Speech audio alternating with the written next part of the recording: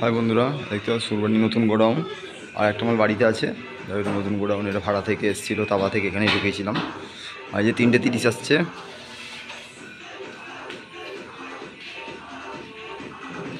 3:30 মাল রেডি হচ্ছে।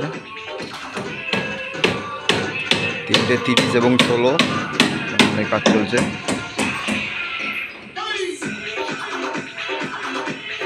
দুটো 9-এর সামনে, এটা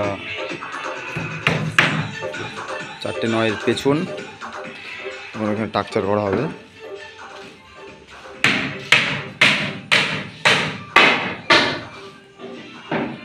এবার থেকে 3:30 পাবে সুরবানির, এবং একটা 16। যার যা লাগবে যোগাযোগ করে নেবে। গোডাউনের জন্যই মাল করা হয়নি, গোডাউন হয়ে গেছে, দেখতে পাচ্ছ বড় গোডাউন হয়ে গেছে।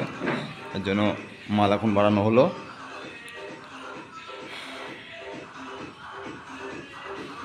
আর মাল সামনের সপ্তাহে সব এখানেই চলে আসবে।